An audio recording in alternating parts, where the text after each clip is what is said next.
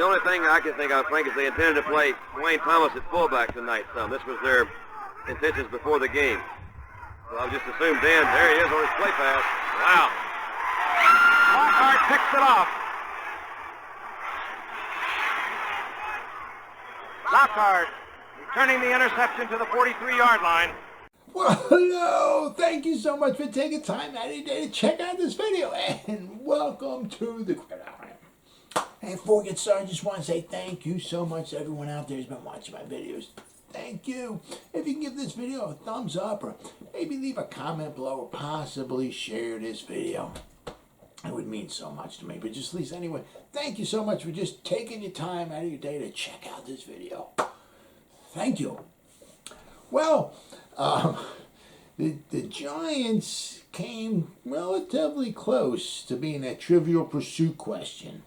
You know, who did the Tampa Bay Buccaneers defeat for their first victory ever in their team's existence? Very, very close. On November 13th, 1977, the Bucs came in to, when we were playing the Giants, the game was in Tampa, Bucs came in at 0-22. This was their second season in existence. They came into, it was expansion teams, them, Tampa Bay, and the Seattle Seahawks both came into the NFL in 1976. The Buccaneers lost their first 14 games of 1976. So then going into 1977, they lost their first 8 games. So therefore, 14 that they lost the year before and 8 here. So they were 0-22 in their team's existence. So you figure that, the established Giant team that they were, came into Tampa. You figure, the Giants, even kind of as bad as they were in the 70s, you figure they would just kind of go in there and kind of just take care of business and walk out of there with the W. Well, guess what? Mama's wrong again. Well, folks, Mama's wrong again. See, just like what Colonel Sanders said. Mama's wrong again, folks. The Giants were very lucky to get out of there with the W. 1976, the Bucs, they lost their first all 14 games. They lost by scores of 20-0. The first 2 games, I think they got shut out both games. They lost 20-0, I think 23-0. They lost 42-17. They lost 21-0. They lost 48-13. They lost 34-0. They lost 49-16. They lost 42-0. I mean, it was not pretty their first year. They had games in 1976, their first season, where they had single digits in first downs. 40 games. One game they had 8 first downs for the whole game.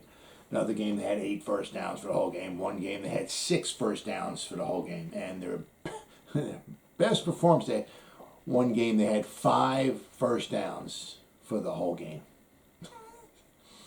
Pretty bad. They also had, versus the Colts, they had 89 total yards of offense in one game. They had 105 total yards one game against the Pittsburgh Steelers. I mean, obviously the Steelers were the defending Super Bowl champions. So, but I mean, they had a hard time, very hard time offensively. There was passing yards in the game. In 1976, one game they had 58 yards passing. Another game they had 13 yards passing. Another game they had 11 yards passing. Their finest performance, though, was one game they had -4 yards passing. Tough to do that. Really tough to do that. One game they had 14 yards rushing. So they had 37 turnovers in their 14 games. They got sacked 50 times in 14 games. On field goal tries, there were 8 out of 17. They had 47% field goal percentage conversion. There were 11 out of 14 on extra point attempts. I mean, they were an absolute brutal team.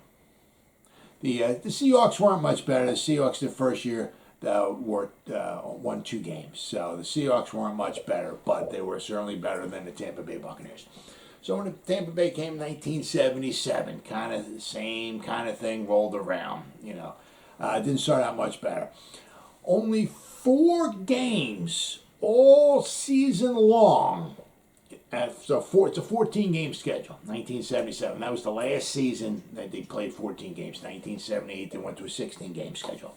But 1977, 4 games did they score double digits in points. And actually, the last 2 games, they scored double digits. So the first 12 games that the Tampa Bay Buccaneers played in 1977, only 2 of the games that they actually scored double digits in points. I mean, they got shut out 6 times in 14 games. They scored 103 points the whole year long. They averaged 7.4 points per game. They averaged 1 touchdown per game. They had 46 turnovers in their 14 games. They had single-digit first downs, games where they had single digits in first downs 6 times out of 14 games. They had games where the passing yards, in 1977, they had one game they had 26 yards passing, another game they had 34 yards passing, one game they had 39 yards passing, another game they had 43 yards passing, another game they had 21 yards passing, and their worst one of the whole year. One game they had 16 yards passing in a game. So they played the Giants. You figure, should be an easy game for the Giants. Nah, not so much. The Giants scored on a Bobby Hammond 2-yard run in the first quarter to put them up 7-0. Joe Danello kicked a 43-yard field goal in the second quarter to put them up 10-0, and that happened to be the final score of the game.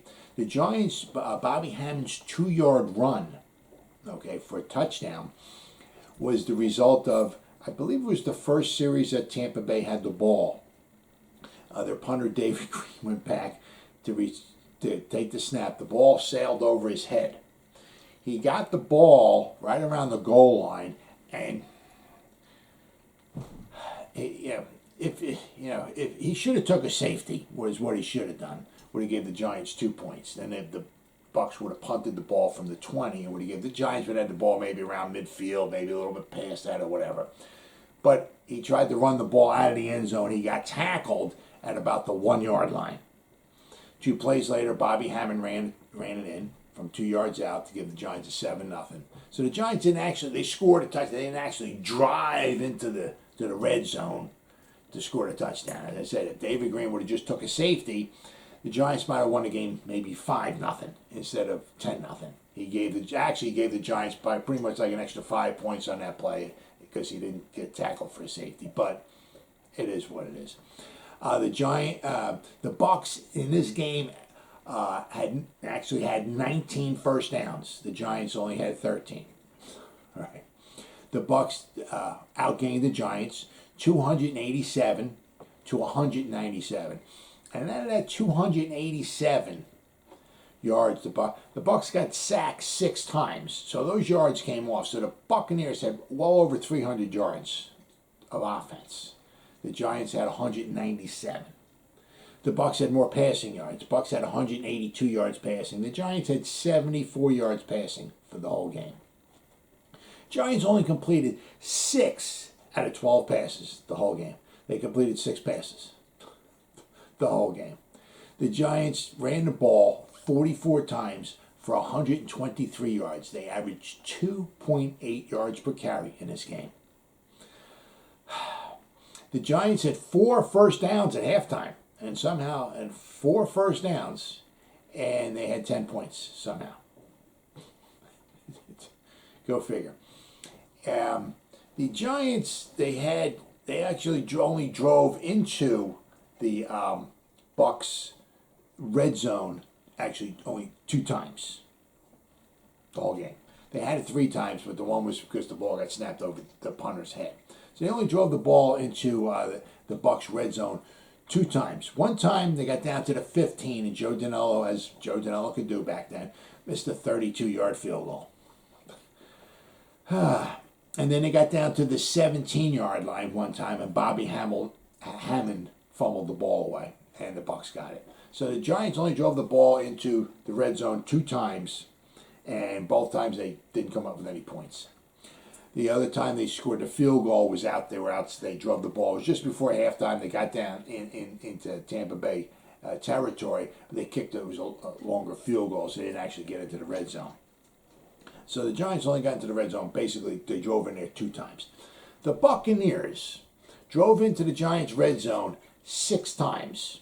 They actually got the ball down to the Giants' 31-yard line. Okay, from the 31-yard line on in, they got there 8 times during the game, and they couldn't score a point. It's only the Tampa Bay. I mean, as bad as the Giants were in the 70s, the Tampa Bay Buccaneers of 76, 77 were a little bit worse. The first time the Buccaneers got to the ball down inside the red zone, they got down to the 4, and it was it was down a goal. They ran the ball, and they got stopped. They got down, and they tried to score a touchdown. It was 4th down and goal at the 2, I believe it was. And they ran the ball wide. Brad Van Pelt made the tackle, stopped them short of the goal line. They kicked the field goal, right? Maybe now it's 10-3. I mean, kind of tough to miss a field goal from the 2-yard line. Then they got the ball down to the 15, and the ball got intercepted by Brad Van Pelt. Then another time they got down to the 11-yard line, and for some reason on 4th down they decided to run the ball on 4th down, and they got tackled short of the 1st down. Now, I don't know why they didn't try to kick a field goal from the 11-yard line. The field goal kickers were not very good, but I mean, if you get down to the 11-yard line, you're not going to try to kick a field goal. All right, then they got down to the 13-yard line, and then they tried a 30-yard field goal, but it got blocked by Ernie Jones. So I guess maybe that's why they didn't try a field goal from the 11-yard line. So there's the 4 times they got down and didn't come up with any points. Then they got down to the 12-yard line, and on 3rd down, John Mendenhall sacked the quarterback back to like the 25-yard line. Then they tried a field goal from the 25-yard line, and the field goal was wide. So then they got down to the 4-yard line, and on 4th down they ran the ball, and because it was toward the end of the game, they tried to at least get a touchdown, maybe get on the board, and they got tackled short. Actually, on that drive, they actually had a touchdown pass, but it was called back because of a penalty because the ball tipped off of one offensive receiver's hands and into the receiver's hands of another who caught the ball in the back of the end zone, got both feet in. It would have been a touchdown, but it got touched twice, so the touchdown pass got called back. Then they got down to the 25-yard line, and Larry Mallory intercepted the pass. Then at the pretty much last play of the game, they got down to the Giants' 31-yard line. They threw a ball, and Clyde Powers picked it off. So, thankfully, the Giants got lucky, and they were not the answer to that Trivial Pursuit question. Who did the Tampa Bay Buccaneers beat for their first victory in the team's history? Right? Wasn't the Giants. It happened to be the New Orleans Saints. Now, it has a little New York Giant flavor to it, all right, because Eli Manning's father, Archie Manning, who was the quarterback for the New Orleans Saints, the 13th game of the season, Tampa Bay went into New Orleans to play the Saints. Archie Manning during the week said it would be an embarrassment to lose the game to the Tampa Bay Buccaneers. Well, that got into print, and it became bulletin board material. And it kind of fired the Tampa Bay Buccaneers up. And they went into New Orleans, and they beat the New Orleans Saints 33-14 for their first victory in team's history. Then, the following week, they came home to the fans were going crazy. The place was packed. They were so happy to see them. And they played the Cardinals. And what did they do? They won back-to-back games. They beat the Cardinals 17-7. So not only did they finish the season with 2 victories, so they were 2-12. So after the first 2 seasons, they were 2-26. But not only that, but at the end of the season, Hank Stram, the coach for New Orleans Saints, he was out of there. And that Don Coryell, the coach for the St. Louis Cardinals, they lost to Tampa Bay Buccaneers too at the end of the season. He was gone as well too. So thankfully, the New Orleans Saints own the distinction of losing to the first team that actually lost to the Tampa Bay Buccaneers, and thankfully it wasn't the courtesy of the New York Football Giants. Well, as always, guys, thank you so much for taking time out of your day to check out this video. You guys stay safe out there and go Giants! Woo!